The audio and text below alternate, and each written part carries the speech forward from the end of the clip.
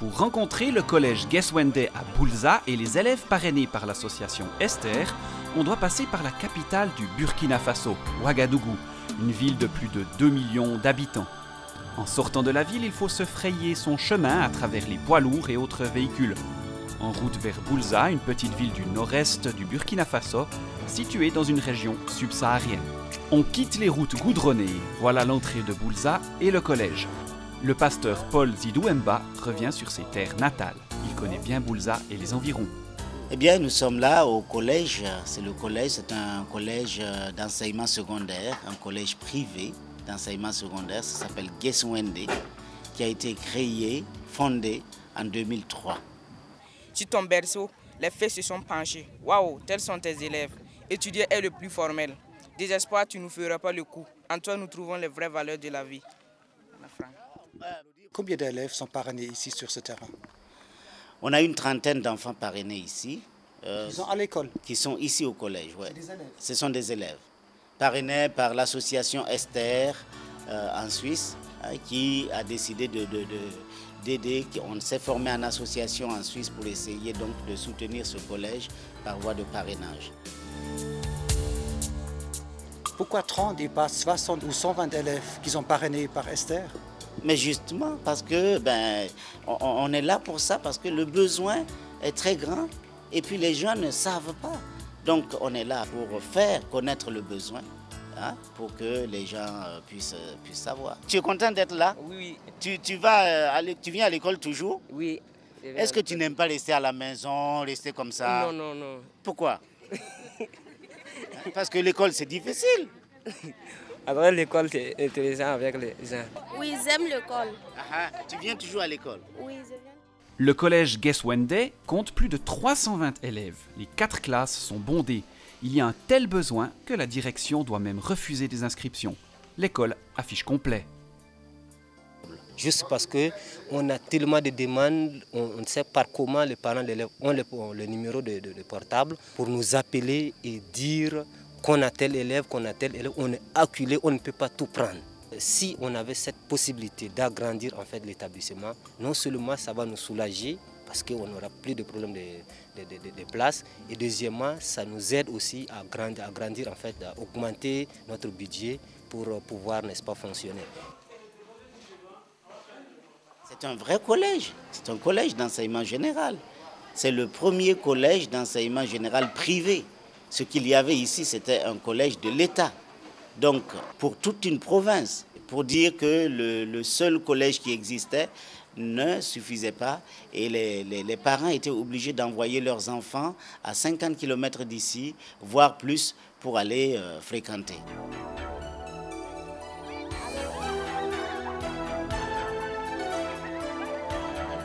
C'est pour ça que le besoin s'est fait sentir d'ouvrir un collège d'enseignement général, privé, pour soutenir et surtout soutenir les enfants en difficulté. Poète, cette Afrique d'aujourd'hui, Afrique, chère Afrique, je ne te reconnais pas. Est-ce toi qui manifestes ainsi? Est-ce toi qui réclames ta liberté confisquée? Moi, mon poème, c'est l'éducation des filles. Poème, Père, nous avons l'âge d'être écolières, mais nous voilà confinés dans les tasses ménagères. Nos cadets viennent de naître et les voilà déjà c'est les maîtres. Et nous, la mère de l'humanité sous nos cieux, n'a-t-elle pas le droit d'être ambitieuse? Dans nos nations, le savoir est aux hommes et l'ignorance aux femmes. Une foule d'étudiants désireux d'apprendre le plus possible, car ils savent que leur avenir dépend de leur connaissance et de l'éducation scolaire. Nous avons rencontré des personnes qui sont directement concernées par le parrainage. Visite chez une mère de famille qui a perdu son mari. En tant que veuve, faire face aux défis financiers n'est pas une chose facile. Effectivement, c'était notre principale difficulté. Mais à partir du moment que cette fille a été parrainée, nous avons été très soulagés dans ce sens. Peut-on dire, sans parrainage, c'était pas possible d'envoyer la fille au collège?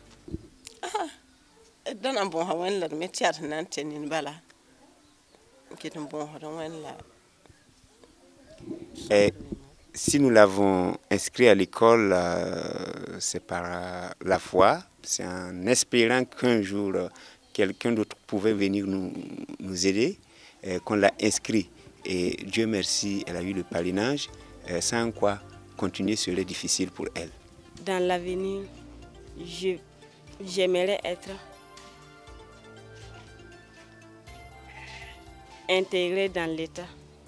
Un fonctionnaire de l'État. Oui. Mais tu veux être quoi précisément comme fonction? J'aimerais être une infirmière. Ça c'est bien. Une infirmière pour pouvoir venir en aide. Oui. Ça c'est très bien. Nous nous déplaçons dans un autre quartier de Boulza. Nous visitons la maison de Souka, une jeune orpheline adoptée par son oncle au décès de ses parents. Est-ce que tu es contente de ce parrainage? Oui, je suis contente Et pourquoi? parce que elle mère a bien poursuivi mes études.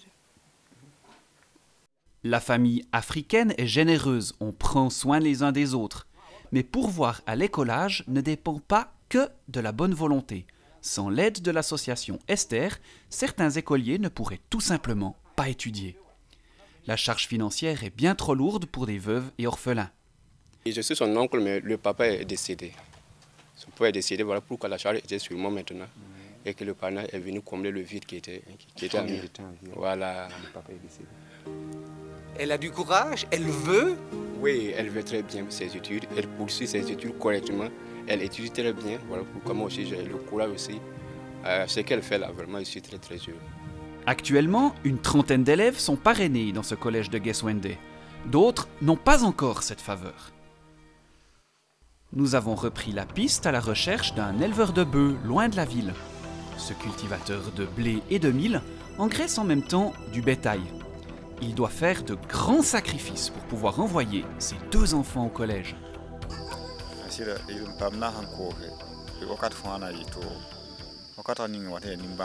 Réellement, c'est un problème, c'est une difficulté pour nous parce que déjà, il n'est pas donné à tout le monde d'avoir un bœuf. Et si on a un bœuf, il faut prendre un long temps pour l'emboucher, pour bien l'entretenir, pour qu'à la vente, on puisse quand même avoir quelque chose qui soit assez consistant.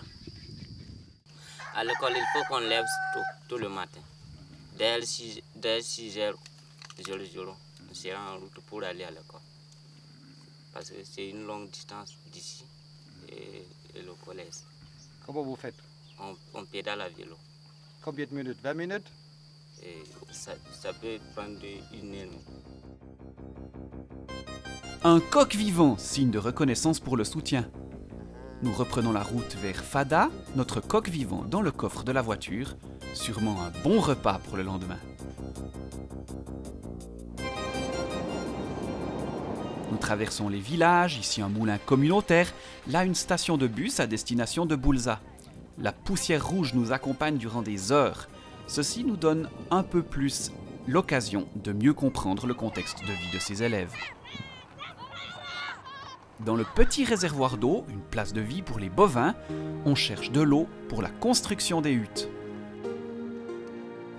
Fada, une ville capitale du district de Ngourma, proche de la frontière avec le Bénin. Ici, on s'occupe des orphelins avec une infrastructure bien particulière. Les enfants sont placés dans des familles d'accueil et ils viennent uniquement au centre pour étudier et être encadrés. Un vrai succès! Le tissu familial en Afrique est très solidaire. Ces enfants sont parrainés afin de soulager le budget des familles d'accueil. Lorsque en tant que responsable de cette association, lorsque je suis arrivé dans cette localité à Fada, je me suis rendu compte du besoin et avec l'action sociale de la ville, on a essayé de voir quels sont les cas les plus dangereux. On a recensé donc avec l'État, les services de l'action sociale. Et puis les premiers enfants, on les a recensés et on a pris des photos pour les aider. Les premiers parrainages donc avec l'association, c'était très beau. Il y a des enfants qui étaient de cette taille-là, qu'on retrouve aujourd'hui à l'université, qu'on retrouve aujourd'hui dans le collège, qu'on retrouve aujourd'hui vraiment dans des métiers. Et c'est formidable de les revoir, c'est formidable parce que c'est une très très très belle réussite. Et c'est ça que j'appelle réussite. Pour nous, la réussite, c'est d'abord aider ces enfants, premièrement pour qu'ils puissent aller à l'école, avoir une petite bâche Et pour ceux qui sont intelligents, qui sont capables, alors nous les soutenons jusqu'au bac.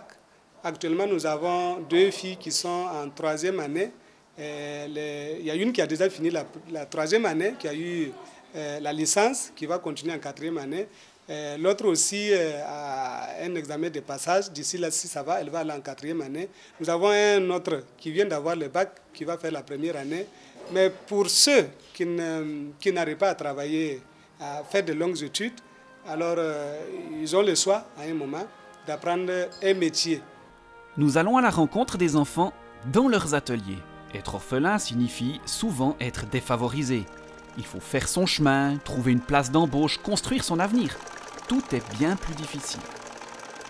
Manouma a trouvé une place dans un atelier de couture.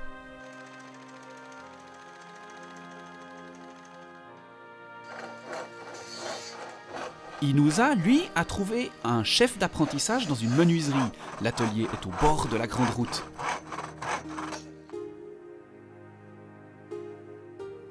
Au centre-ville, nous partons à la rencontre de jeunes filles parrainées. Avec l'aide de l'association, j'arrive à apprendre la coiffure, le métier que j'aime très bien, et ça va. Oui, je suis contente pour ce que nos parents nous ont fait pour nous. Oui. Tout ce que le pasteur aussi nous a aidé. Oui. On a pu apprendre. Oui. On demande que Dieu n'a qu'à nous aider encore à ajouter.